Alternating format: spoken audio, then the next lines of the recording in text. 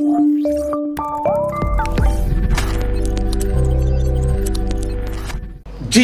तो students chapter 3 की discussion का फर्स्ट हाफ आपने कर लिया था, क्वेश्चन 1 to 15। आज हमने सेकंड हाफ करना है, यानी क्वेश्चन 16 टू ऑनवर्ड। तो क्वेश्चन 16 है जी हमारे पास, कहता है जी for any matrix A of order 3, एक मैट्रिक्स है जिसका ऑर्डर कितना है जी 3, the example of skew symmetric matrix. भाई इनमें से आपने बताना है स्क्यूब सिमेट्रिक मैट्रिक्स कौन सा है। चलिए ऑप्शन ए में हमारे पास है a प्लस a का ट्रांसपोज। क्या है इसके बारे में आपको बताया होगा, ये सिमेट्रिक मैट्रिक्स है, याद किया होगा आपने, ये मैट्रिक्स हमेशा सिमेट्रिक है। चेक करना है तो कर सकते हैं आप, इसका ट्रांसपोज लें, a का ट्रांसपोज प्लस b के ट्रांसपोज का ट्रांसपोज क्या हो जाएगा जी a, यार ये तो वही a प्लस a का ट्रांसपोज ही है, तो सिमेट्रिक है ये, याद किया होगा आपने। नेक्स्ट है जी b, बीटा ऑप्शन में a आपको क्या क्या मैंने a ट्रांसपोज माइनस a। अच्छा अब इसके बारे में हमें नहीं पता है कि ये सिमेट्रिक है, स्क्यू सिमेट्रिक है, हमने इसके बारे में कुछ चीज याद नहीं की हुई है। नेक्स्ट में आपने देखने हैं चारवीं ऑप्शन में a माइनस a का ट्रांसपोज मौजूद है, इसके बारे में भी आपने याद किया होगा कि ये स्क्यू सिमेट्रिक मैट्रिक्स है। कौन सा? Skew symmetric. आइए देखते हैं, चेक करना है तो चेक भी कर सकते हैं। लीजिए ट्रांसपोज, a का ट्रांसपोज आ जाएगा, नेगेटिव साइन, a के ट्रांसपोज का ट्रांसपोज लेंगे तो क्या हो जाएगा a, तो माइनस का साइन कॉमन ले, a माइनस a का ट्रांसपोज बच जाएगा। तो देखिए यही मैट्रिक्स इधर आ गया with negative sign, skew symmetric हो गया। ठीक है जी, चारवीं ऑप्शन बनती है। लेकिन मैंने आपको पहले भी बताया था, जब किसी एक ऑप्शन में, खासतौर पर डेल्टा ऑप्शन में एक से ज्यादा ऑप्शंस के बारे में कहा हुआ हो कि ये ठीक हो सकती हैं, तो फिर उनको लाजमी चेक कर लिया करें। वो कौन सी ऑप्शन है जी? बीटा इस वक्त क्या था जी? a transpose minus a।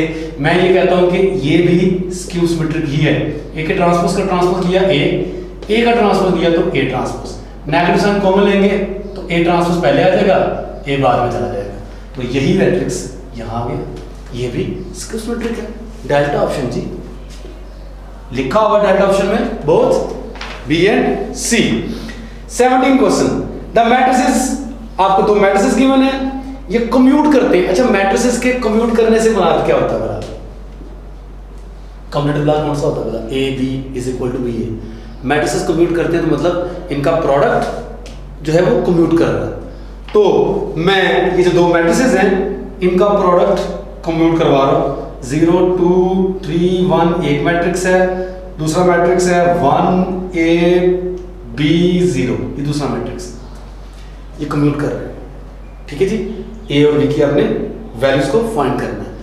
Commute करने से बात क्या बोला कि अगर मैं इसको पहले रख लूं और भैया इसको बाद में रख लूं 0 2 3 1, तो दोनों सूरतों में प्रोडक्ट इक्वल है, राइट जी। आम हालात में मैट्रिसेस कम्यूट नहीं करते, लेकिन जब उसने कहा होगा कि कम्यूट कर रहे हैं तो फिर करेंगे। तो जी इनको करते हैं मल्टीप्लाई। अच्छा मल्टीप्लाई में करके सिर्फ फर्स्ट रो को फर्स्ट कॉलम से मल्टीप्लाई करके पहला एलिमेंट ले रहा हूं, तमाम को मल्टीप्लाई करने की जरूरत नहीं है, क्योंकि मैंने A और B की वैल्यूज फाइंड करनी है। कम्यूट ये कर रहे हैं 0 into 1 0, 2 into B 2B, right जी। और इस तरफ जो फर्स्ट एलिमेंट बनेगा वो फर्स्ट रो को फर्स्ट कॉलम से मल्टीप्लाई करके बनेगा 1 into 0 0 3। ठीक हो गया जी। तो यहाँ 2B है, यहाँ 3 है। चलें अभी हमें कोई खास इंफॉर्मेशन नहीं मिली, अब आप इसको इससे करें मल्टीप्लाई, 0 0 यहाँ 0 हो जाएगा, और इसको इससे करें मल्टीप्लाई, क्या आ जाएगा जी? 2 1 को 2 से 2, A को 1 से प्लस A हो जाएगा। तो आप देख सकते हैं कि यहाँ से इन दोनों को इक्वेट करके, क्योंकि दो मैट्रिसेस इक्वल कब होते हैं? जब उनकी कोरस्पोंडिंग एंट्रीज इक्वल होती हैं। इन दोनों को इक्वेट करके आपको A की वैल्यू मिल जाएगी। क्या वैल्यू मिलेगी जी? -2। 0 को जब रखेंगे 2 प्लस A के बराबर, तो A की वैल्यू मिल जाएगी -2। ऑप्शन में चेक करें पहले, B की वैल्यू बाद में निकालेंगे। हो सकता है कि सिर्फ एक ऑप्शन में -2 हो A की वैल्यू, राइट? तो फिर B की वैल्यू निकालने की जरूरत नहीं पड़ेगी, वही हमारा आंसर होगा जी। नहीं जी, एक से ज्यादा ऑप्शन में B और C यानी बीटा और चार्ली ऑप्शन में A की वैल्यू -2 है, तो इसका मतलब ये कि B की वैल्यू में चेक करनी पड़ेगी। चलिए जी B की वैल्यू चेक करते हैं। तो बाकी दो एंट्रीज को फिर से सोल्व करने की जरूरत नहीं है। तो यहाँ पर देखिए 2B इज इक्वल टू क्या है जी? यहाँ पर 3A, A की वैल्यू निकल आई -2, इसमें पुट किया 2B is equal to -2 put करेंगे तो -6 हो जाएगा ये, और B की वैल्यू -3 निकल आएगी। लो भाई अब A की वैल्यू -2 और B की वैल्यू -3 ये मिल रहा है आपको ऑप्शन C में। तो चार्ली आपका आंसर है। मैं बताता चलूं कि अगर दो तरीके होते हैं क्वेश्चंस को सॉल्व करने के, एमसीक्यूज को सॉल्व करने के। फर्स्ट है जी डायरेक्ट मेथड। डायरेक्ट मेथड में अगर कंप्लीट कैलकुलेशंस किए बगैर आपको आंसर मिल रहा है तो यू आर मोस्ट वेलकम। ठीक है जी, इन एंट्रीज को दिखा हमने निकालने की जरूरत पड़ी नहीं। अगर यहाँ से हमको इन्फॉर्मेशन ना मिल रही होती ए और बी के बारे में तो हम बाकी एंट्रीज भी चेक कर लेते। तो आपने भी यूं ही काम करना है। ठीक है जी, एक है इनडायरेक्ट मेथड, उसमें हम बैक सॉल्व करके चेक कर लेते हैं। जो ऑप्शन हमारी ठीक होती है, ठीक है जी, उसको रख लेते हैं। जो ऑप्शंस ठीक नहीं होती उनको इग्नोर कर देते हैं। तो एक ऑप्शन आपको ज्यादातर ऐसी मिलेगी जो ठीक हुआ करेगी। चलो जी, बहरहाल आगे बढ़ते हैं क्वेश्चन 18 की तरफ। कहता है जी for a non singular matrix A the value of the determinant of A and A inverse का डिटर्मिनेंट आर। लो जी, प्रॉपर्टी भाई 17 क्वेश्चन प्रॉपर्टी। मैंने आपको पहले बताया हुआ है पिछले पार्ट में कि ए के इनवर्स का डिटर्मिनेंट क्या प्रॉपर्टी वाला 1/a का डिटर्मिनेंट, राइट है ना। ठीक हो गया। तो इसका क्या मतलब है भाई, इसका डिटर्मिनेंट और इसका डिटर्मिनेंट दोनों एक दूसरे के क्या लगे, मल्टीप्लिकेटिव इनवर्स लगे। तो जी आपसे यही पूछा गया हुआ है कि ए का डिटर्मिनेंट ए के इनवर्स का डिटर्मिनेंट दोनों क्या लगते हैं, सेम। सेम नहीं हो सकते, सेम सिर्फ एक ही केस में होंगे जब इसका आंसर 1 हो या -1 हो। ठीक है जी, बाकी किसी भी सूरत में दोनों का आंसर सेम नहीं हो सकता। ऑप्शन बी को देखें, multiplicative inverses of each other. मैंने पहले आपको जवाब बता दिया हुआ है, लेकिन बाकी ऑप्शंस को भी देख लेते हैं। चार्ली ऑप्शन है डिफरेंट। भैया डिफरेंट है लेकिन सेम भी हो सकता है, तो ना सेम वाला ऑप्शन मानेंगे ना डिफरेंट वाला। ठीक है जी, तो additive inverses of each other, additive inverses एक दूसरे के नहीं है, आपको बता चुका हूं, ये मल्टीप्लिकेटिव इनवर्सेस हैं। क्वेश्चन 18 की बात कर रहे हैं, यहां पर बीटा आपको आंसर मिला था। 18 क्वेश्चन हो गया। हमारे पास ये 18 था और अब हम 19 करने जा रहे हैं। तो 19 है जी, आपको एक मैट्रिक्स गिवन है। मैट्रिक्स क्या कहता है जी, स्क्यू सिमेट्रिक है। लो भाई, सबसे पहले मैं आपको बताता चलूं कि symmetric matrix, skew symmetric matrix, Hermitian matrix और स्क्यू हेर्मिशियन मैट्रिक्स, इनकी पहचान क्या है। ठीक है जी, तो सबसे पहले आप ये याद करें, सिमेट्रिक मैट्रिक्स पहले डेफिनेशन याद करें। वो मैट्रिक्स जिसका ट्रांसपोज लें तो वही मैट्रिक्स बनता है। Of course symmetric, skew symmetric, Hermitian, skew Hermitian, ये चारों टाइप के जो मैट्रिसेस हैं ये स्क्वायर लाजमी होने चाहिए। ठीक है जी, स्क्वायर नहीं होंगे तो इनमें से कोई भी मैट्रिक्स नहीं हो सकता, खत्म नहीं हो सकता। ए का ट्रांसपोज ए के बराबर है। किस टाइप के मैट्रिसेस ये प्रॉपर्टी रखते हैं, पहचान। ऑर्डर से फर्क नहीं पड़ता, ऑर्डर 3 हो, 4 हो, 5 हो, जो मर्जी हो। ये जी आपके पास कौन सी एंट्रीज हैं, मेन डायगोनल एंट्रीज। कौन सी एंट्रीज है जी, मेन डायगोनल एंट्रीज। ये है जी मेन डायगोनल एंट्रीज। ये कुछ भी हो, हम इस बात से गर्ज नहीं है, कुछ भी हो, बस हमें इस बात से गर्ज है कि यहां पर अगर कोई नंबर पड़ा होगा लाइक x, तो उसके कोरस्पोंडिंग इसको मिरर समझना है आपने। ठीक है जी, उसके ऑपोजिट जो आपको एलिमेंट यहां पर मिलना है वो भी वही एलिमेंट होना चाहिए। अब ऑर्डर जो मर्जी हो, मेन डायगोनल को छोड़ दें। मेन डायगोनल से देखिए, अगर यहां पर एलिमेंट पड़ा होगा तो उसके ऑपोजिट यहां पर वही एलिमेंट होना चाहिए। यहां पर जो पड़ा होगा उसका ऑपोजिट भी वही होना चाहिए।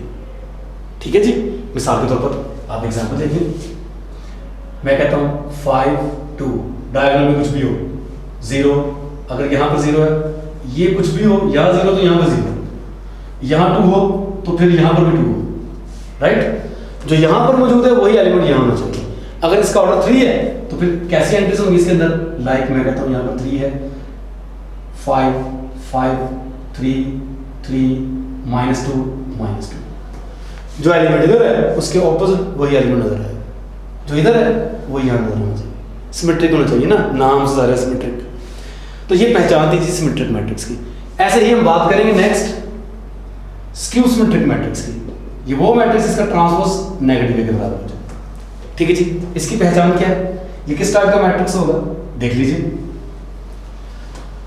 डायगोनल में क्या बड़ा होना चाहिए, डायगोनल में सिर्फ आपको क्या मिलेंगे, 0 ओनली।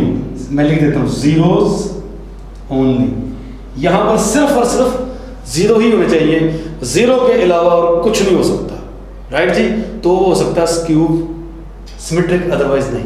अच्छा यहाँ पर तो जीरो होना चाहिए सिर्फ, यहाँ पर क्या होना चाहिए, जैसे यहाँ पर मैंने कहा था कोई एलिमेंट x तो इधर भी क्या होना चाहिए x। अब अगर यहाँ पर कोई एलिमेंट बड़ा हुआ है x तो उसके ऑपोजिट क्या मिलना चाहिए, माइनस x। क्या मिलना चाहिए, माइनस x। यहाँ पर 2 तो यहाँ पर -2, यहाँ -3 तो यहाँ पर 3, यहाँ पर 7 तो यहाँ पर -7। नेगेटिव होने चाहिए ऑपोजिट एलिमेंट्स। तो इस टाइप का मैट्रिक्स क्या हुआ करेगा जी, स्क्यू हेर्मिशियन हुआ करेगा, सॉरी स्क्यू सिमेट्रिक हुआ करेगा। ठीक हो गया जी। ऐसे हम बात करते हैं नेक्स्ट हेर्मिशियन मैट्रिक्स की। कैसा मैट्रिक्स है ये हेर्मिशियन जी, इसके बारे में आप जानते हैं कि ये वो मैट्रिक्स होता है जिसके कॉन्जुगेट का ट्रांसपोज लें तो वही आ जाए, कॉन्जुगेट का ट्रांसपोज लें तो वही मैट्रिक्स आ जाए। डेफिनेशन का आपको पता है, मैंने बतानी है आपको पहचान, इसकी पहचान क्या होनी चाहिए, कैसा मैट्रिक्स होना चाहिए।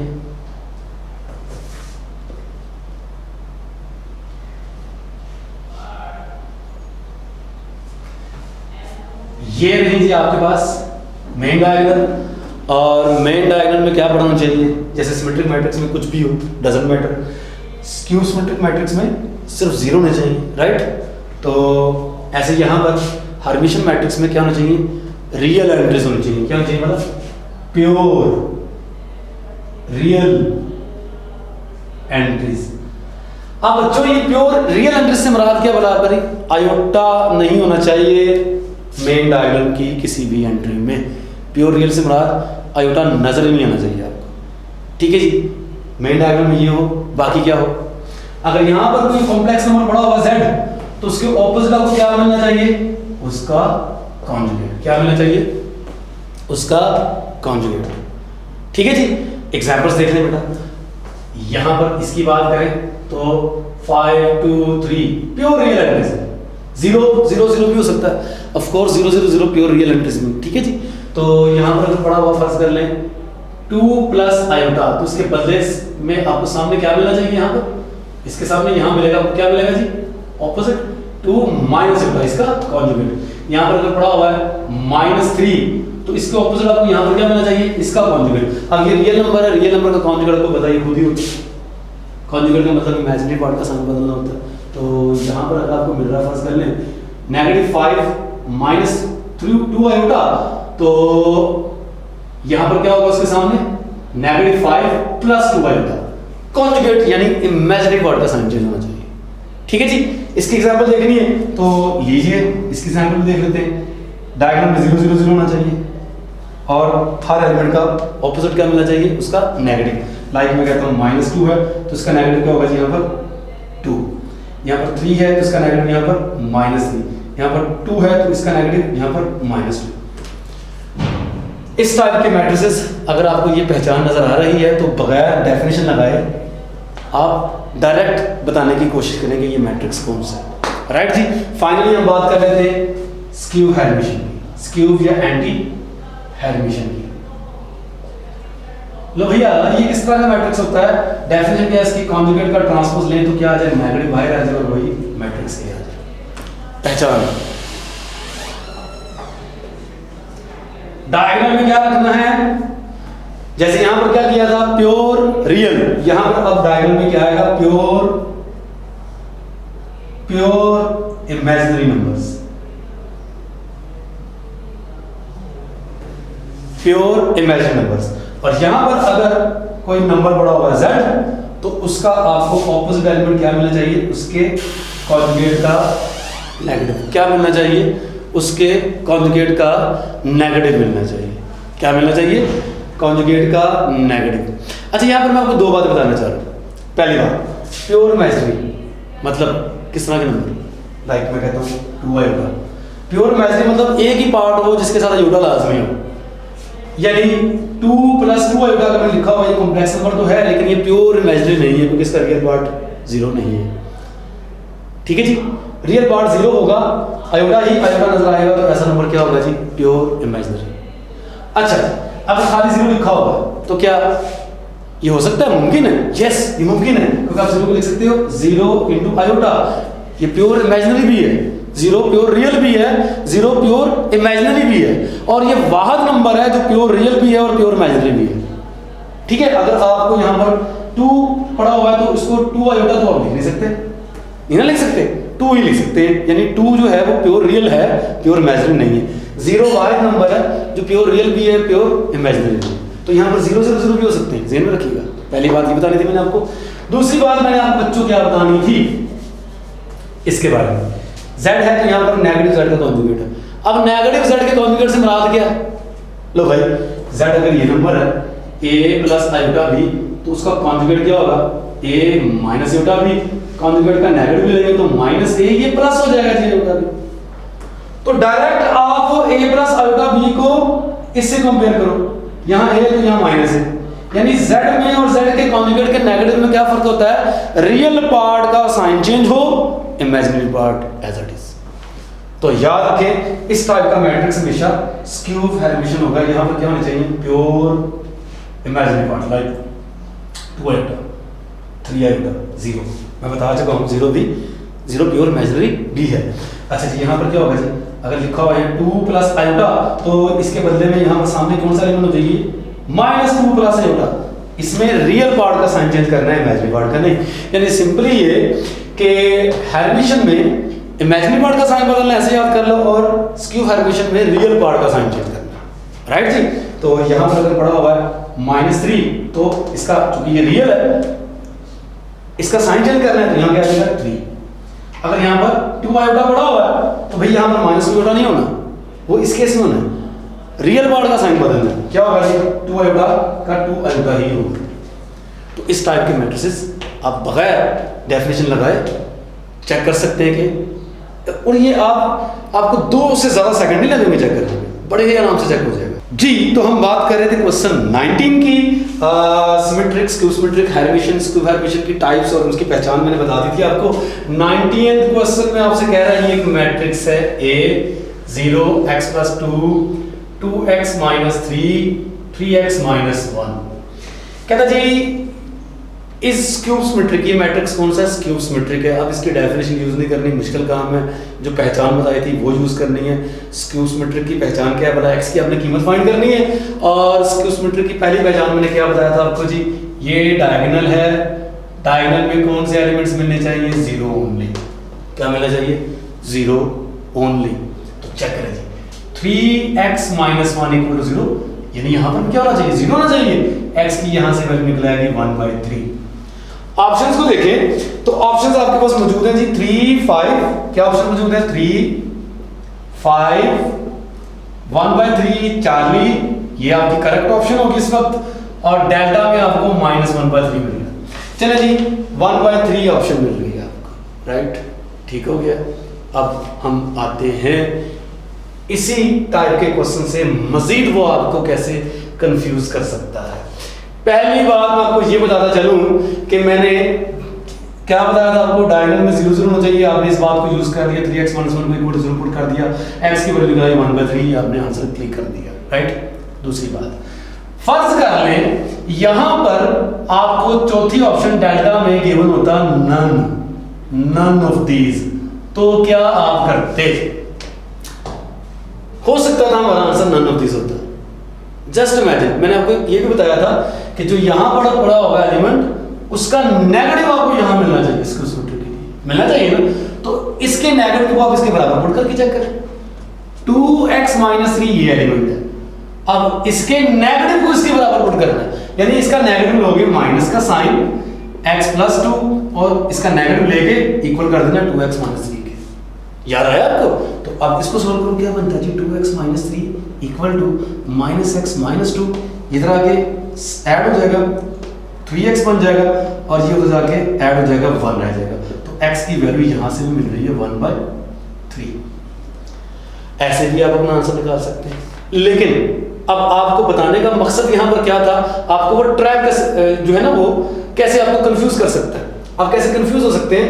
यहां पर मैं आपको बताता चलूं कि फर्ज कर लें यहां पर होता 1, सपोज कर लें यहां पर 1 होता, तो जी आपके पास 4 ऑप्शन थी, एक option none of these 1/3 as it is मौजूद होता है। तो जब आप इसको इक्वल 0 पुट करते तो भैया वहां से 1/3 निकल आता, तो फौरन आप इसको क्लिक कर देते इस ऑप्शन को 1/3, या आपका आंसर हर रेज ना होता।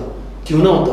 क्योंकि दोनों रिक्वायरमेंट पूरी करनी है, इसका 0 होना भी जरूरी है और इसको इसके नेगेटिव के बराबर पुट करना भी जरूरी है। अब जब आप इसके नेगेटिव को इसके बराबर पुट करेंगे, यहाँ पर 1 होता, यहाँ पर 1 आता, ठीक हो गया, ये उधर जाके ऐड हो जाता, 3 - 1 यहाँ पर होता 2, तो x की वैल्यू मिलती 2/3, वो तो ऑप्शन में मौजूद ही नहीं थी। मतलब अगर आप इसको 0 के बराबर रखेंगे, 0 के बराबर भी चाहिए आपको, और इसके नेगेटिव को आपने इसके बराबर भी पुट करना है, यहां से दोनों से जो वैल्यूज निकलती हैं x की वो सेम होनी चाहिए थी। पिछले पार्ट में तो सेम हो गया, लेकिन यहाँ पर ये सेम नहीं हुआ, तो इस वक्त आपकी ऑप्शन 1/3 ना होती, कौन सी होती? नन ऑफ दीज होती। ठीक है जी। तो जो प्रॉपर्टीज मैंने आपको 2 बताई हैं, आपने असल में उन दोनों का यूज करके चेक कर लेना, कहीं वो आपको जो है वो कंफ्यूज ना कर रहा हो। तो चलें जी, क्वेश्चन 20 की बात करते हैं। क्वेश्चन 20 में मैट्रिक्स क्या गिवन है, मैं नहीं लिख रहा हूं, मैं मैट्रिक्स का सिर्फ ऑर्डर लिख रहा हूं। जो ए मैट्रिक्स है उसका ऑर्डर देखें, 3 रोज है, 3 कॉलम्स हैं, मैं इसका ऑर्डर लिख रहा हूं 3x3। बी मैट्रिक्स है, उसको अगर आप और से देखें तो उसके अंदर 1 2 3 4 5 2 3 रोज हैं और 2 कॉलम्स मिल रहे हैं, तो इसका ऑर्डर कितना हो गया 3/2। सी मैट्रिक्स में कॉलम मैट्रिक्स है, 3 रोज हैं, 1 कॉलम है, तो इसमें 3 रोज हैं, 1 कॉलम है। मैंने जस्ट ऑर्डर से मुझे गर्ज थी, क्यों गर्ज थी? क्योंकि ऑप्शन से कुछ टाइप की हैं। कहते हैं एक्सप्रेशन व्हिच इज डिफाइंड, भाई कौन सी एक्सप्रेशन डिफाइन है? बी ए डिफाइन है, ऑप्शन ए में पूछता है। क्या आप बी को पहले रखें, ए को बाद में रखें, मल्टीप्लाई कर सकते हैं? भैया बी को पहले रखें तो उसका ऑर्डर कितना होगा 3x2, और ए को बाद में रखें उसका ऑर्डर 3x3। आपको पता है कि मल्टीप्लिकेशन के लिए जरूरी है कि फर्स्ट मैट्रिक्स में कॉलम्स की तादाद सेकंड मैट्रिक्स में रोज की तादाद के बराबर होनी चाहिए थी, जो कि इस वक्त नहीं है। इसका मतलब ये कि ऑप्शन ए बिल्कुल ही गलत है। ऑप्शन बी को देखें तो इसमें आपको बी का ट्रांसपोज इनटू ए फाइंड करना है, बी का ट्रांसपोज इनटू ए फाइंड करना है, बी का ट्रांसपोज इनटू सी है, सॉरी बी का ट्रांसपोज इनटू सी, तो बी का ट्रांसपोज लेंगे जी, ये रहा बी, इसका ट्रांसपोज लेंगे। बी के ट्रांसपोज में क्या होता है आपको पता है, रोज और कॉलम्स इंटरचेंज कर देते हैं, तो 2 रोज हो जाएंगे, 3 कॉलम्स हो जाएंगे, और सी मल्टीप्लाई करेंगे तो उसका आप देख सकते हैं 3x1, पहले मैट्रिक्स में कॉलम्स की तादाद, दूसरे मैट्रिक्स में रोज की तादाद के जो कि बराबर है, तो इसका मतलब ये है कि यहाँ पर मल्टीप्लिकेशन पॉसिबल है, तो ये वाली एक्सप्रेशन जो है वो एग्जिस्ट करती है। अब डेल्टा ऑप्शन में दिया हुआ है ऑल ऑफ दीज, तो बिल्कुल आपको सी वाली ऑप्शन को चेक करने की जरूरत ही नहीं है, वो गलत होगा। आप चेक करना है चाहें तो कर सकते हैं, लेकिन सोचें ऑल ऑफ दीज अगर सही ऑप्शन होती तो फिर ए को भी सही होना चाहिए था, तो ए तो ठीक नहीं थी। अगर डी ऑप्शन की जगह ऑल ऑफ दीज की बजाय आपके पास होता बोथ बी एंड सी, तो फिर आप सी को लाजमी चेक कर लेते।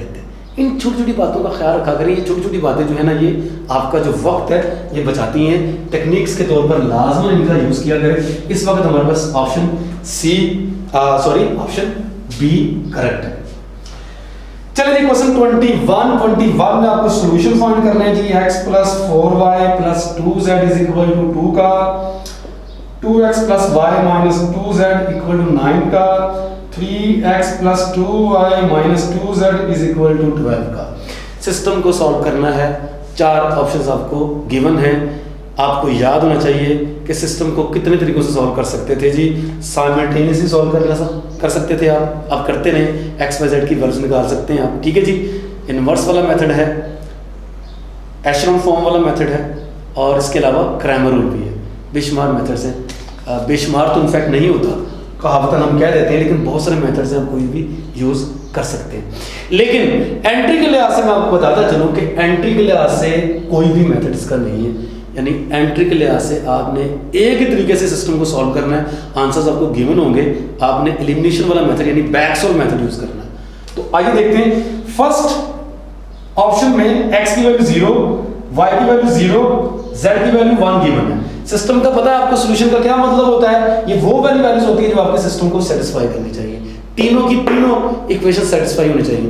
x की जगह 0, y की जगह 0, z की जगह 1 पुट करके चेक करें क्या ये पहली इक्वेशन सेटिस्फाई हो रही है। 0 0 ये 2 गए, यहाँ पर पुट किया 1, 2 × 1 2, राइट साइड पे भी 2 है, तो ठीक है ये इक्वेशन सेटिस्फाई होगी। लेकिन भैया तीनों इक्वेशंस को चेक करना है, इसको चेक करिए 0 0 ये गया, z की जगह 1 पुट किया -2, राइट साइड पे 9 है, ये वाली इक्वेशन सेटिस्फाई नहीं हो रही, इसको चेक करने की जरूरत ही नहीं है, हमारी फर्स्ट ऑप्शन करेक्ट नहीं है। सेकंड ऑप्शन की बात करते हैं जी, x की वैल्यू 2 है, y की वैल्यू 1 है, z की वैल्यू -2 है। मैं सबसे पहले आपको ये बताता चलूं, देखिए क्या करना वाला आपने, तीनों इक्वेशंस का सेटिस्फाई होना जरूरी है, मैं बताता चलो। ठीक है जी, ऐसा ना हो कि फर्स्ट इक्वेशन सेटिस्फाई हो जाए आप दूसरों को चेक नहीं करो, बिल्कुल नहीं, तीनों को चेक करना जरूरी है। अगर 4 ऑप्शन आपको गिवन है और तीनों ऑप्शनों में से, पहली 3 ऑप्शनों में से किसी ने भी फर्स्ट इक्वेशन को सेटिस्फाई नहीं किया, चौथी ऑप्शन रहेगी नन ऑफ दिस की आपके पास ऑप्शन नहीं है, तो डेफिनेटली इसका मतलब वही आपका आंसर होगा। छोटी छोटी टेक्निक्स आप अप्लाई कर सकते हैं। यहाँ पर x की जगह 2 पुट करें 2 बन जाएगा, y की जगह 1 पुट करें तो 4 मिलेगा आपको, और z की जगह -2 पुट करेंगे तो यहाँ पर -4, राइट साइड पे 2, देखिए ये cancel, 2 is equal to satisfy, ये वाली इक्वेशन होगी सेटिस्फाई। ऐसे ही आप इसको इसमें पुट करके देखें, x की जगह 2 पुट करेंगे 4 + 1 5 हो गया, यहाँ पर z की जगह -2 पुट करेंगे +4 हो जाएगा, 5 + 4 कितना हो जाएगा 9, राइट साइड पे भी 9 है, ये इक्वेशन भी सेटिस्फाई होगी। इसको भी चेक कर लें, x की जगह 2 पुट किया 6, y की जगह 1 पुट किया 2, 6 + 2 8, z की जगह -2 पुट किया 4, 8 + 4 12, भैया राइट साइड पे भी क्या है 12 है। ये तीनों इक्वेशंस हैं x y z की इन वैल्यूज के लिए सेटिस्फाई हो रही हैं, इसका मतलब ये है कि बीटा ही आपका करेक्ट आंसर है, चार्ली डेल्टा वगैरह को चेक करने की जरूरत नहीं है। क्वेश्चन 22 बहुत अच्छा क्वेश्चन है। 22 क्वेश्चन, आपको एक मैट्रिक्स गिवन है A 0 0 2 0 2 0 0 0 0 बल्कि 2 0 0, आपने फाइंड करना है एडजॉइंट। क्या फाइंड करना है जी? एडजॉइंट निकालना है। लो जी, एडजॉइंट निकालने वाला काम आपने किया हुआ है, याद कर लीजिए, बहुत लंबा चौड़ा काम था। ठीक है जी, एडजॉइंट निकालने के लिए आपको 9 के 9 निकालने पड़ते हैं। कोफैक्टर्स, अगर आपके पास ऑर्डर जो है मैट्रिक्स का वो 3/3 है तो कोफैक्टर्स को याद करने का तरीका भी आपको आता है। कोफैक्टर्स को मैट्रिक्स में भर के ट्रांसपोज लेना होता है, आपका एडजॉइंट निकल आता होता है। लेकिन डेफिनेटली एंट्री में अगर ये क्वेश्चन आ गया है गलती से, ठीक है जी, तो अब आप इतने लेंथी मेथड से 9 के 9 कोफैक्टर्स इतनी आसानी से तो निकलने नहीं वाला। तो इस वक्त ये क्वेश्चन मैं आपको 2 तरीकों से करवाऊंगा। पहला तरीका, डायरेक्ट अगर आपने एडजॉइंट निकालना है किसी मैट्रिक्स का तो वो कैसे निकाल सकते हैं, ये तरीका देख लीजिए। एडजॉइंट डायरेक्ट निकालने के लिए क्या करना पड़ेगा, आप अपने मैट्रिक्स की एंट्रीज को ऐसे यहाँ लिख दीजिए 0 0 2 0 2 0 2 0 0। अपने मैट्रिक्स की एंट्रीज को आपने एक बार एज इट इज यहाँ पर लिख दिया भैया। उसके बाद क्या करना, फर्स्ट 2 कॉलम्स जो हैं वो एक्सटेंड कर दें, यहाँ पर लिख दें। थर्ड कॉलम ऐसे रहने दें, थर्ड कॉलम नहीं लेगा। फर्स्ट 2 कॉलम्स जो हैं ये भी नहीं लेंगे, यही रहेंगे, लेकिन इनको आपने दोबारा यहाँ पे लिख देना है। ठीक है जी, क्या करना है, फर्स्ट कॉलम ये देखिए 0 0 2 दोबारा लिख दिया। अच्छा जी, सेकंड कॉलम में दोबारा लिख दिया 0 2 0, थर्ड कॉलम में लिखना। ठीक है जी, सिर्फ फर्स्ट 2 कॉलम्स। ऐसे ही आप फर्स्ट 2 रोज को नीचे एक्सटेंड कर लें। लो जी, फर्स्ट रो क्या थी 0 0 2 0 0 0 2 0 0 2। सुन लीजिए, फर्स्ट 2 कॉलम्स को एक्सटेंड करना है, फिर उसके बाद फर्स्ट 2 रोज को नीचे एक्सटेंड कर देना है, और उसके बाद क्या करना है, जो आपके पास ये बना उसमें फर्स्ट रो डिलीट कर दे, फर्स्ट कॉलम डिलीट कर दे। तरीका याद रख लीजिएगा, आसानी से नेक्स्ट स्टेप में आपका एडजॉइंट निकल आएगा। चलिए जी, एडजॉइंट निकालने जा रहा हूं यहां पर।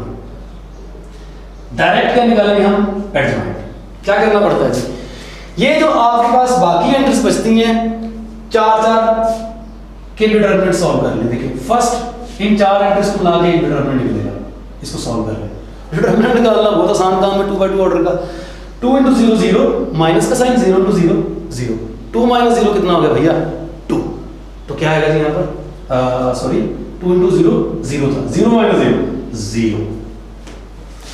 आपने इनके क्या करने हैं, 2/2 ऑर्डर के मैट्रिसेस के डिटरमिनेंट सॉल्व करने, जो कि 1 सेकंड का काम है, फौरी तौर पर डिटरमिनेंट सॉल्व हो जाएंगे।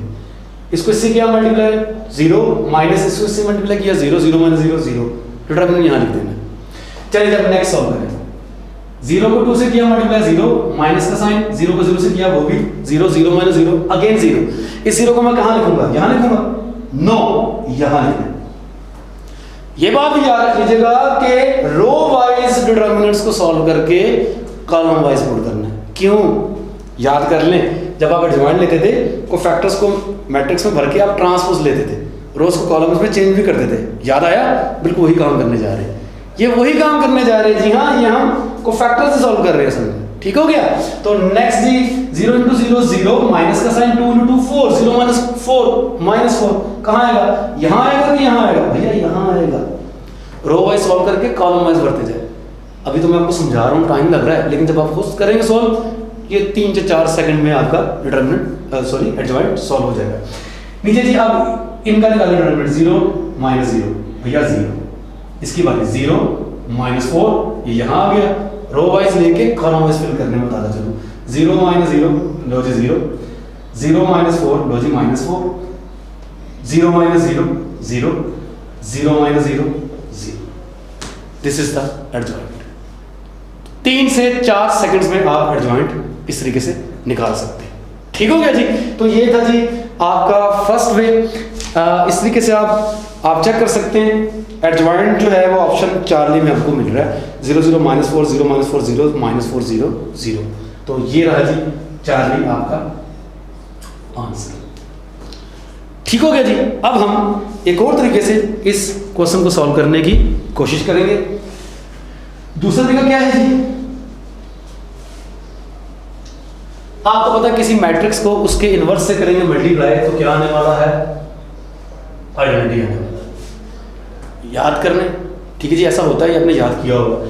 ए इनवर्स पुट कर दें, क्या बन जाएगा, 1 over determinant of A into adjoint of A. Inverse का यही फार्मूला होता है जी, ठीक हो गया। यहां पर क्या आ गया, आइडेंटिटी मैट्रिक्स। तो ये जो चीज है ए इंटू एडजॉइंट ऑफ ए, आप इधर रहने दें, डिटरमिनेंट उधर भेज दें, क्या बन जाएगा, डिटरमिनेंट ऑफ ए इंटू आई।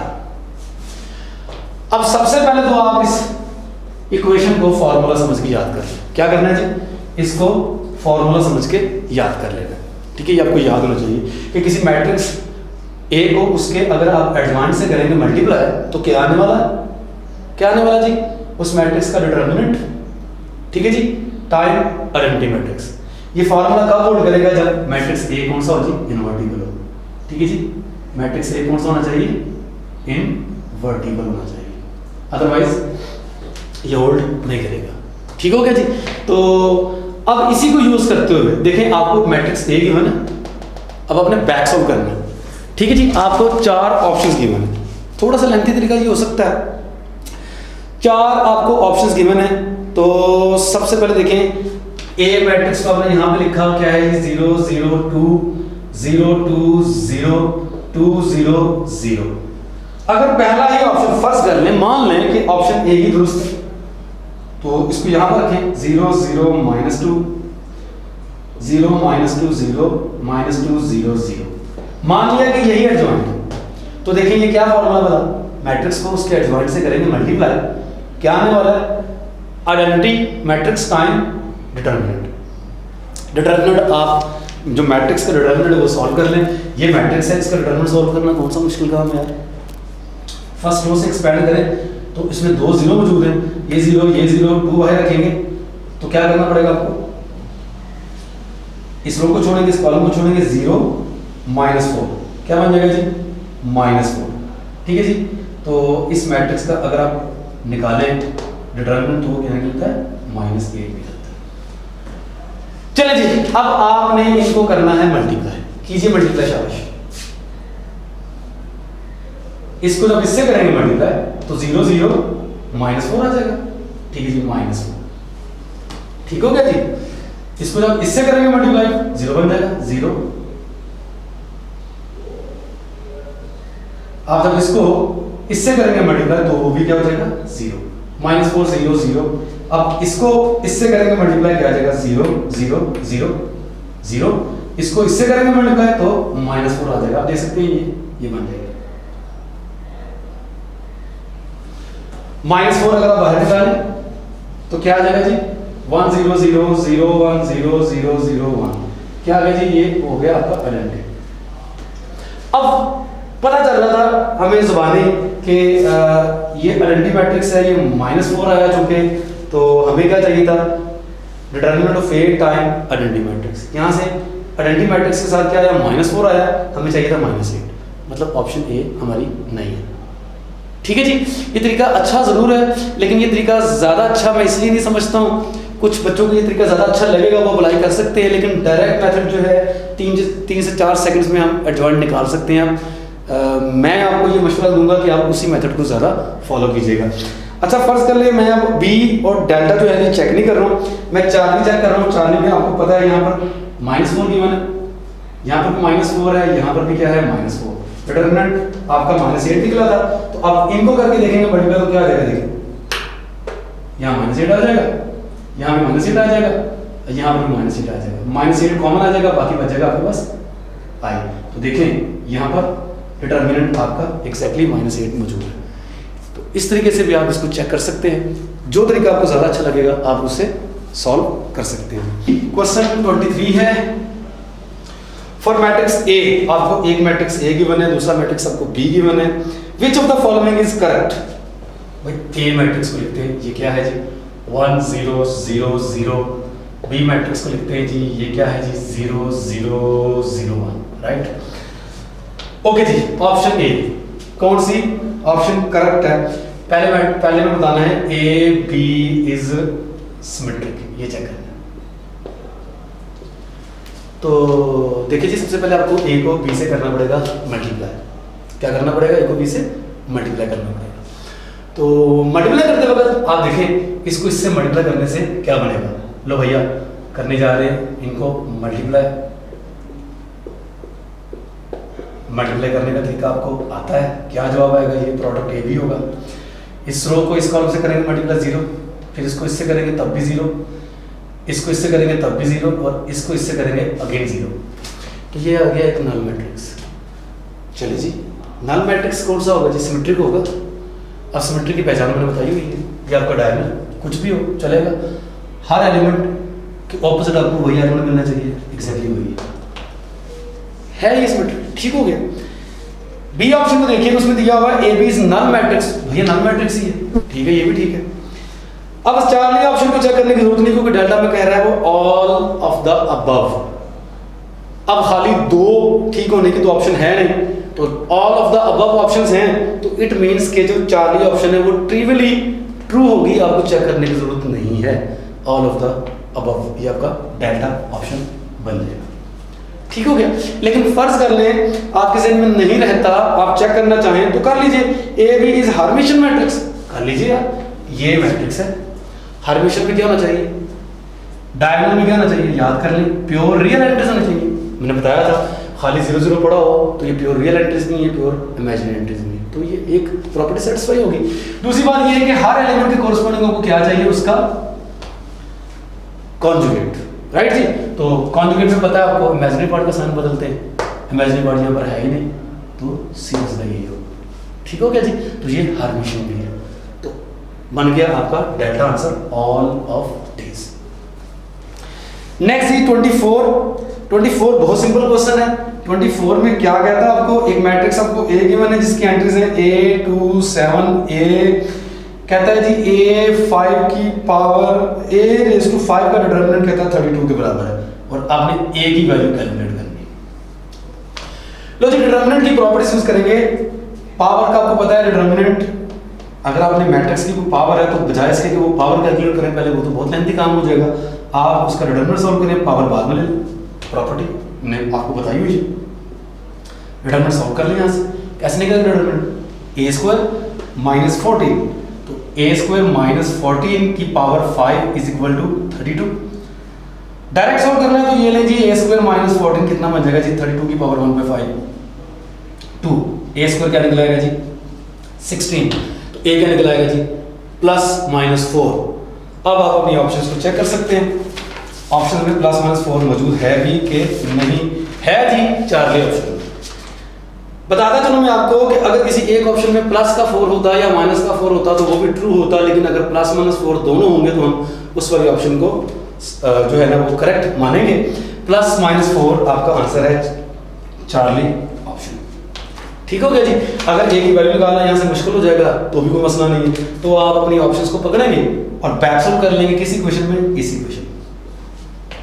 ठीक है जी। अगर पावर 5 सॉल्व करना मुश्किल हो जाता तो आप अपनी ऑप्शंस को पकड़ते, बारी बारी इसमें पुट करके देखते, जिस ऑप्शन ने इसको सेटिस्फाई कर दिया वही आपका आंसर होता है। तो इस वक्त जी आपका चार्ली आंसर है जी। 25 में भी वही काम करना है जो मैं आपको पहले समझा चुका हूँ।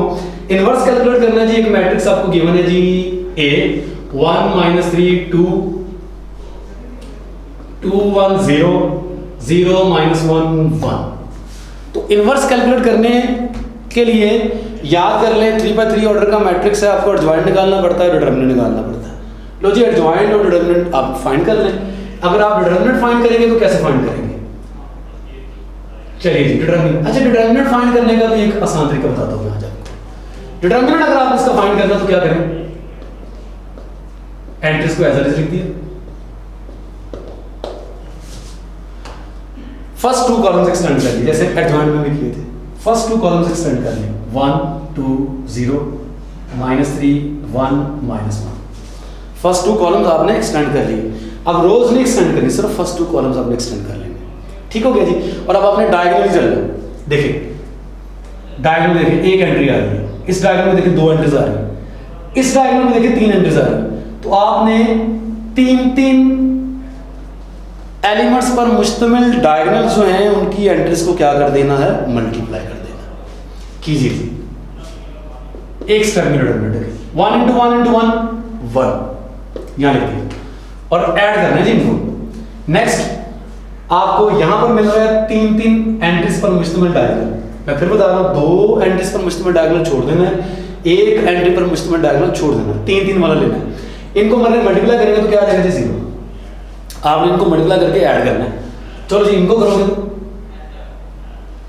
2 × 2 4 4 × -1 -4 ये -1। यहां पर 2 एंट्रीज आ गई, यहां पर एक एंट्री आ गई, छोड़ दी। ठीक है जी। अभी डिटरमिनेंट नहीं हुआ, अभी आपने रिवर्स चलना है। क्या करना है? अब आपने यूं चलना है। ठीक है जी। सेकेंडरी डायगोनल की तरफ तो इनको करें मल्टीप्लाई -6 आएगा। ये आपने सब्ट्रैक्ट करने की ध्यान रखिएगा -6। इनके सम को, इनके प्रोडक्ट के सम को आपने सब्ट्रैक्ट करना अल्टीमेटली। इनको करें मल्टीप्लाई 0 आ जाएगा +0। इनको करेंगे मल्टीप्लाई तो इनका प्रोडक्ट भी क्या आ जाएगा? 0 आ जाएगा। इसको सॉल्व कर ले 1 - 4 -3 ये हो जाएगा +6 6 - 3 क्या आ गया? 3। ये आपका डिटरमिनेंट है। ठीक है आई एग्री कि आपको मुश्किल लग रहा होगा, ठीक है, लेकिन अगर आप प्रैक्टिस करेंगे तो मेरा ये ख्याल है कि आम जो तरीका है डिटरमिनेंट निकालने का उससे ये काफ़ी इजी आपको लग सकता है। अगर आपको ये इजी लगता है तो इसको रख लें, अदरवाइज इसको इग्नोर कर दें। ठीक हो गया जी। तो डिटरमिनेंट इस तरीके से निकाला जा सकता है। मैं फिर बता दूं एंट्रीज को ऐसे लिख के फर्स्ट टू जो डायगोनल्स हैं, फर्स्ट टू जो कॉलम्स हैं उनको एक्सटेंड कर लें, आगे लिख दें और फिर डायगोनली आपने चलना है। पहले यूं 3 एलिमेंट्स को मुश्तमिल डायगोनल्स की एंट्रीज को मल्टीप्लाई करके ऐड करते जाए, नेगेटिव साइन, फिर यूं 3 एलिमेंट्स पर मुश्तमिल जो डायगोनल्स होंगे उनकी एंट्रीज को मल्टीप्लाई करना है और ऐड कर देना। ठीक हो गया जी। तो यूं आप डिटरमिनेंट फाइंड कर सकते हैं जी। आपने डिटरमिनेंट निकाला 3 निकला है जी। अब आपने एडजॉइंट निकाल लेना। अच्छा एडजॉइंट कैसे निकालना है? मसले को नहीं, एडजॉइंट निकालने का तरीका मैंने बताया होगा, ये याद रखिएगा। डिटरमिनेंट कितना है? 3 निकला। ठीक हो गया। तो एडजॉइंट निकालने का तरीका मैंने बता दिया होगा आपको, ये लीजिए। उसमें भी आपको याद होना चाहिए कि आपने क्या करना होता है, यूं 2 कॉलम्स को एक्सटेंड करना होता है, कर दिया। फिर 2 रोज को भी एक्सटेंड करना होता है। देखिए 1 - 3 2 1 -3 2 1 0 2 1 राइट। और उसके बाद आपने फर्स्ट रो को डिलीट किया, फर्स्ट कॉलम को डिलीट किया। ठीक है जी। तो एडजॉइंट निकलने जा रहा है जी। क्या करना है जी? डिटरमिनेंट निकालना है। 1 यहां लिखा, 0 - 2 यहां नीचे लिखना है। आ गया यार? -2 -0 -2 ये +3 हो जाएगा। डिटरमिनेंट निकालने का तरीका आपको याद होना चाहिए। इन दोनों को मल्टीप्लाई करके माइनस करना होता है जी। इन दोनों को मल्टीप्लाई करना है, वो माइनस इंटू माइनस वो पॉजिटिव हो जाएगा जी। तो क्या हो जाएगा जी? -2 + 3 1 राइट।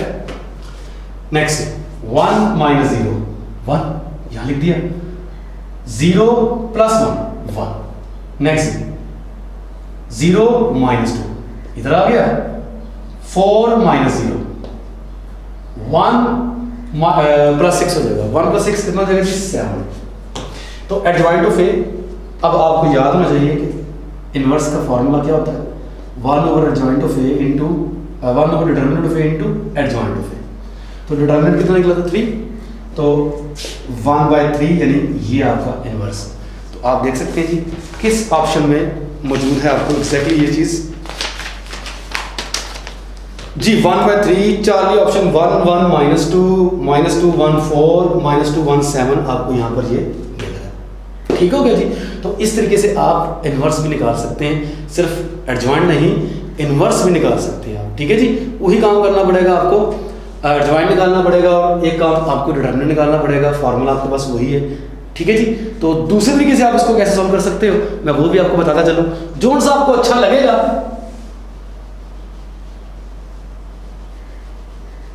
आप उसको इस्तेमाल कर सकते हैं। अब दूसरा तरीका क्या है, बैक सॉल्व करना। बैक सॉल्व कैसे करेंगे जी, फॉर्मूला आपको पता है क्या होता है पता, ए को ए के इनवर्स से करोगे मल्टीप्लाई तो क्या आने वाला, हमेशा आइडेंटिटी मैट्रिक्स आने वाला। अब ये वाला तरीका भी आपको बड़ा अच्छा लगेगा। ठीक है जी, इसमें आपको इनवर्स कैलकुलेट नहीं करना पड़ेगा। मान लेंगे कि यार हमारी ये वाली जो ऑप्शंस हैं इनको बारी बारी कि यार अगर ये हमारा डिटर्मिनेंट इनवर्स है तो क्या इस इक्वेशन को ये सेटिस्फाई करता है कि नहीं करता। तो ये देखिए ये ए मैट्रिक्स है, ये आपको लिखना भी नहीं पड़ेगा। इस वक्त मैं तो लिख रहा हूँ, मेरे पास बोर्ड है आपके सामने, ये दोनों मैट्रिक्स लिखे हुए हैं, आपको लिखना नहीं पड़ेगा। जस्ट आपने फर्स्ट मैट्रिक्स के रो को पकड़ना है, सेकंड मैट्रिक्स के कॉलम से मल्टीप्लाई करके चेक करना है क्या आता है। ठीक है जी। राइट साइड पे आइडेंटिटी है, आपको पता है आइडेंटिटी क्या होता है, बोला 1 0 0 0 1 0 0 0 1। ठीक है जी। तो इस वक्त मैं लिख रहा हूँ, वैसे हमें लिखने की जरूरत आपको नहीं पड़ेगी। तो मेरे पास क्योंकि बोर्ड है तो यहाँ पर मुझे लिखना पड़ेगा। यहाँ मैं क्या लिखूंगा, मान लेता हूं कि ऑप्शन ए में जो मौजूद है वही हमारा इनवर्स है। तो ऑप्शन ए में क्या मौजूद है आइए देखते हैं जी। ऑप्शन ए में जी 1/3, अच्छा 1/3 लिखा होगा, 1/3 को मैं बाहर में लिख सकता हूँ, राइट। ठीक हो गया, इससे कोई फर्क नहीं पड़ता। तो 1 1 -2 -2 1 4 -2 1 1। मैंने मान लिया कि ऑप्शन ए में इनवर्स पड़ा होगा, उसको मैंने यहाँ लिख लिया। ये ए मैट्रिक्स ओरिजिनल जो लिखा हुआ है वो एज ओरिजिनल लिख लिया। ठीक है जी। 1/3 को उठा के मैंने शुरू में लिख दिया। तो क्या इन दोनों को मल्टीप्लाई करके आई आता है, इनवर्स तभी होगा जब इनका प्रोडक्ट आई के बराबर हो। तो भाई हो सकता है आपको सारा काम करने की जरूरत ना पड़े। देखिए फर्स्ट रो को फर्स्ट कॉलम से करने में 1 + 6 -4। ठीक हो गया जी। तो क्या बनेगा 6 - 4 कितना हो गया जी 2 2 + 1 कितना हो गया 3 3 को 3 पे डिवाइड भी करना है, जो बाहर पड़ा हुआ है 3 को 3 पे डिवाइड करके क्या है 1। तो होना क्या चाहिए था, आइडेंटिटी मैट्रिक्स के बराबर आना ना। क्या होता है 1 0 0 0 1 0 0 0 1। ये भी लिखने की जरूरत नहीं पड़ेगी आपको, ना ये लिखने की जरूरत पड़ेगी। आपने क्या करना है, फर्स्ट मैट्रिक्स की फर्स्ट रो को सेकंड मैट्रिक्स के फर्स्ट कॉलम से मल्टीप्लाई करके चेक करना है। देखो 1 आ रहा है, बिल्कुल आ रहा है जी। लेकिन क्या काम हमारा खत्म हो गया, नहीं भाई, काम तो अभी भी खत्म नहीं हुआ। अब आपने इसको इससे मल्टीप्लाई करना। अब इसको इससे मल्टीप्लाई करने से कौन सी एंट्री बनेगी, यहां वाली, तो वो 0 बननी चाहिए। देखते हैं 0 बनती है 1 -3 + 2। तो भैया 2 + 1 3 3 - 3 0 बन रहा है जी। 0 को 3 पे डिवाइड करके भी 0 आता है, बन रहा है जी। कोई बात नहीं, ठीक है, अभी काम खत्म नहीं हुआ। अब यहाँ आ जाओ, अब इस रो को इस कॉलम से मल्टीप्लाई करके भी 0 आना चाहिए। तो देखो जी 1 × -2 -12 + 2। लो जी हो है ही 0, बिल्कुल भी नहीं। तो इसका मतलब ये है कि ऑप्शन ए में जो ये मौजूद है ये हमारा इनवर्स नहीं हो सकता, क्योंकि इन दोनों को मल्टीप्लाई करके आई नहीं आता। ठीक है जी। इस सूरत में अगर आपने इनवर्स निकालना है इस तरीके से, आपको इनवर्स निकालने की जरूरत नहीं पड़ेगी, बैक सॉल्व करना पड़ेगा आपको। अब यहाँ पर एक अंदाजा हम लगा सकते हैं कि इसको इससे किया मल्टीप्लाई और इससे किया तो ठीक जवाब आ रहा था। अब उन ऑप्शंस को देखें जिनमें ये दोनों सेम है। ठीक है जी। तो इसका फर्क होना चाहिए ना फिर। तो ऑप्शन देखें किस ऑप्शन में फर्स्ट 2 कॉलम सेम है, यही वाले 1 -2 -2 1 1 1 1 1 1। बीटा ऑप्शन में भी यही है जनाब। ठीक है जी। लेकिन बीटा ऑप्शन में सेकंड कॉलम क्या है -2 4 1। सेकंड कॉलम बेशक डिफरेंट है, लेकिन बाहर 1/2 पड़ा हुआ है, हमारे पास 1/3 था। बीटा ऑप्शन में नहीं हो सकती। ठीक हो गया। देखिए अब आपको कैलकुलेशन करने की जरूरत नहीं पड़ रही, चार्ली ऑप्शन को देखें तो चार्ली ऑप्शन में इस वाले कॉलम की जगह क्या है बोला, फर्स्ट टू कॉलम से यहाँ पर क्या है -2 4 और 7। तो चेक कर लीजिए इसको भैया, इससे करके मल्टीप्लाई चेक करें क्या आता है जी। -2 -12 प्लस 14, लो भैया 14 -12 2 2 -2 0 आ गया ना 0। तो इसका मतलब ये कि यही हमारा आंसर हो सकता है, बाकी कोई चेक नहीं किया। मतलब आप एक आध मजीद, ठीक है जी, एंट्री चेक करके जो कैलकुलेशन करके चेक कर लें। मतलब अगर आप इस रो की बात करेंगे तो इसको इससे मल्टीप्लाई करके ये वाला एंट्री आना चाहिए, 0 बनना चाहिए। ठीक है, बन रहा है 2 -2 0 बन रहा है जी, 2 -2 0 होता है। तो आप आसानी से 2 या 3 रोज की कैलकुलेशन करके बता सकते हैं कि आपका इनवर्स कौन सा है जी। इस वक्त हमने 2 तरीकों से चेक कर लिया, चार्ली ही हमारा आंसर है। दोनों तरीके आप सीखेंगे जी, अप्लाई आप जो सा मर्जी कर लीजिएगा। तो 26 क्वेश्चन जी, क्या कहते हैं जी, x आपको गिवन है जी 2 6 1 3 इक्वल टू -1 5 12 3। ये आपको x आपने मैट्रिक्स फाइंड करना है, ऑप्शंस आपको गिवन है। एक तरीका तो सीधा सीधा जो मैं नहीं करवा रहा हूँ, आपको पता है, आपने किए हुए क्वेश्चंस। अगर आपने x फाइंड करना है तो भैया क्या करना पड़ेगा बताइए, इस मैट्रिक्स का इनवर्स उधर भेजना पड़ेगा, राइट। ये मैट्रिक्स उधर आएगा, उसका इनवर्स बन जाएगा। लेकिन इसका इनवर्स कब निकलेगा, जब ये नॉन सिंगुलर होगा, यानी इसका डिटरमिनेंट 0 नहीं होना चाहिए। तो चेक कीजिए इसका डिटरमिनेंट, 3 2s are 6 6 - 6 0 हो गया। डिटरमिनेंट्स का 0, इनवर्स इसका नहीं निकलेगा। तो इसको अगर आप उधर भेजना चाहें तो सिस्टम ये सॉल्व नहीं होगा, इनवर्स इसका नहीं निकल रहा। नन ऑफ दिस की डज नॉट एग्जिस्ट की हमारे पास ऑप्शन भी मौजूद है। ठीक है जी। तो आप एक और काम कर सकते हैं, आप बैक सॉल्व भी कर सकते हैं। मतलब x की जगह जो फर्स्ट ऑप्शन ए है उसको मान लेंगे वो है, तो वो क्या है 1 2 3 1। तो जब इसको इससे करेंगे मल्टीप्लाई तो देखिए आंसर ये आ रहा है। लो जी, इसको इससे करो मल्टीप्लाई, 2 + 2 4 इतने -1 है भाई जी।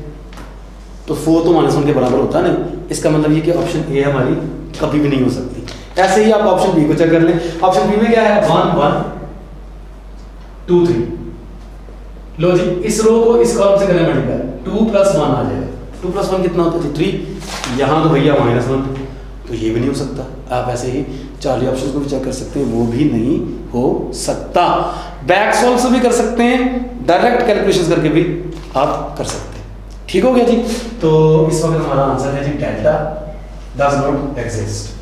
27 जी, 27 में आपने रैंक फाइंड करना है जी। रैंक फाइंड करने का तरीका आपको मैंने पिछले पार्ट में भी बताया था, तो यहाँ पर भी रैंक का क्वेश्चन आ गया। तो कोई बात नहीं, रैंक फाइंड करना है इन 2 मैट्रिसेस के प्रोडक्ट को।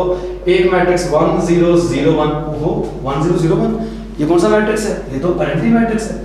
तो सरासर आपको कंफ्यूज किया हुआ 0 1 1 0। तो इस मैट्रिक्स को जब इससे मल्टीप्लाई करेंगे तो क्या आ जाएगा, आपको पता होना चाहिए कि आइडेंटिटी मैट्रिक्स को किसी भी मैट्रिक्स से मल्टीप्लाई करने से क्या आता है, वही मैट्रिक्स आ जाता है। ये आइडेंटिटी मैट्रिक्स है, ये आइडेंटिटी नहीं है। आइडेंटिटी मैट्रिक्स ये है, प्रिंसिपल डायगोनल 0 1 1 होना चाहिए। ठीक है जी, ये आइडेंटिटी नहीं है। लेकिन आइडेंटिटी को जब इससे मल्टीप्लाई करेंगे तो आना यही है। तो आपने इसका रैंक निकालना है तो मतलब इसका रैंक निकालना है, इसका रैंक निकालना है तो मतलब क्या करना है, एशेलॉन फॉर्म में कन्वर्ट करना है और नंबर ऑफ नॉन जीरो रोज बताना है। ठीक हो गया। तो एशेलॉन फॉर्म में इसको कन्वर्ट करने की जरूरत ही नहीं है, सिर्फ आपको ये करना पड़ेगा, इन दोनों को इंटरचेंज करना पड़ेगा। ये ऊपर आ जाएगी, ये नीचे आ जाएगी, एशेलॉन फॉर्म बन जाएगी। तो वो करो या ना करो, उससे भी कोई फर्क नहीं पड़ता। उसके बाद आपने काउंट कर लेनी है नंबर ऑफ नॉन जीरो रोज, वो कितनी है जी 2। तो इस मैट्रिक्स का रैंक कितना है जी 2। बीटा ऑप्शन आपके पास मौजूद है जी। नेक्स्ट क्वेश्चन 28 की बात करें, विच मैट्रिक्स इज हार्मिशियन। ओहो, बताया हुआ मैंने तरीका आपको। हार्मिशियन मैट्रिक्स की पहचान याद करवा दूं मैं आपको कि मेन डायगोनल एलिमेंट्स में क्या होना चाहिए, हार्मिशियन प्योर रियल एंट्रीज, और बाकी हर एलिमेंट के कोरस्पॉन्डिंग ऑपोजिट आपको एलिमेंट क्या मिलना चाहिए, उसका कॉन्जुगेट। तो भैया ऑप्शन ए को चेक करते हैं जी। मेन डायग्राम में 1 2 पड़ा हुआ रियल एंट्री से, ठीक है, ये बात तो है। लेकिन अब आयोटा का कॉन्जुगेट मिलना चाहिए मेरे को। तो आयोटा का कॉन्जुगेट माइनस आयोटा होता है, आयोटा नहीं होता। ऑप्शन ए गई। ऑप्शन बी की बात करें तो मेन डायगोनल में 0 0 पड़ा हुआ है, नो प्रॉब्लम, 0 0 भी रियल एंट्रीज है, ठीक है, बताया होगा मैंने आपको। और -2 के ऑपोजिट क्या मिलना चाहिए, -2 का कॉन्जुगेट। भैया -2 रियल है जो कि, तो -2 का कॉन्जुगेट भी क्या होगा, -2 ही होगा। ठीक हो गया जी, बीटा ही हमारा आंसर है। आप चार्ली को चेक कर लें, चार्ली में आयोटा के कोरस्पोंडिंग आपको -उल्टा चाहिए था, नहीं पड़ा होगा।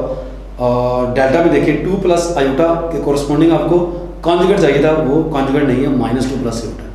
ठीक हो गया जी, तो ये भी नहीं है। तो एक और मैं आपको बता दूं, यहाँ पर बीटा आपका आंसर है जी 28 क्वेश्चन का बीटा आंसर है, बता दिया मैंने आपको। सिंपल सा क्वेश्चन था क्योंकि मैंने पहचान आपको बता दी हुई है। लेकिन एक और चीज़ बता दूं मैं आपको, ये भी याद कर लीजिएगा, जो तो होता है ना भैया सिमेट्रिक मैट्रिक्स, वो हेर्मिशियन भी होता है, ठीक है जी। और जो स्क्यू सिमेट्रिक होता है, मैं लिख देता हूँ, सिमेट्रिक इंप्लाइज हेर्मिशियन, ठीक है जी। स्क्यू सिमेट्रिक, इसको बल्कि आप रहने ही दें, ठीक है जी, बल्कि लिख ही लें, ये भी आपके काम आएगा। Skew symmetric implies skew Hermitian. जो सिमेट्रिक मैट्रिक्स होता है वो हेर्मिशियन भी होता है, और जो स्क्यू सिमेट्रिक होता है वो स्क्यू हेर्मिशियन भी होता है। क्योंकि रियल एंट्रीज होती है तो कॉन्जुगेट लेने से तो वही चीज़ बनती है, तो ये डेफिनेशन दरअसल कॉन्साइड कर जाती हैं। 29 क्वेश्चन करते हैं। For a 2x2 non singular matrix ए, भाई एक मैट्रिक्स है जिसका ऑर्डर कितना है, 2x2 मतलब 2 रोज है 2 कॉलम्स है।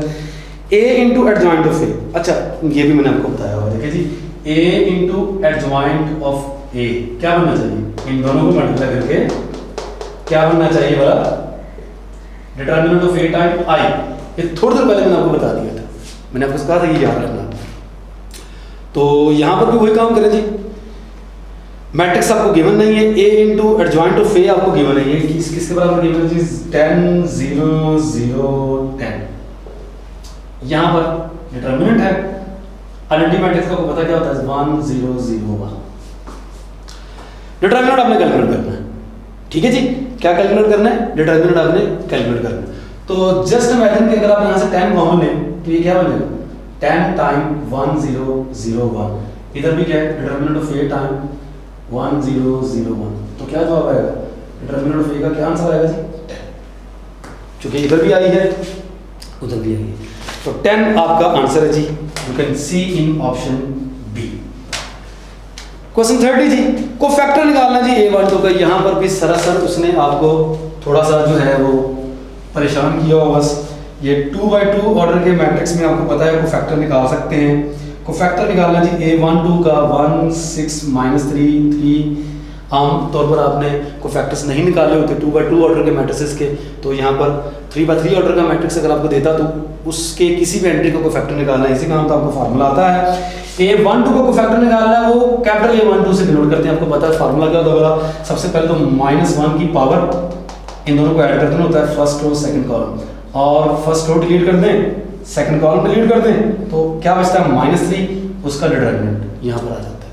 तो देखिए यहाँ पर मैं आपको एक और दरअसल चीज बताना चाहता हूँ, -1 की पावर 3 सॉल्व करेंगे तो वो -1 आ जाएगा, -3 का डिटरमिनेंट यहाँ पर आप गलती कर देते हो, -3 का डिटरमिनेंट को डिटरमिनेंट की बजाय इसको आप समझ लेते हो मॉड और 3 के बराबर रख देते हो। भैया ये मॉड नहीं है, ये डिटरमिनेंट है।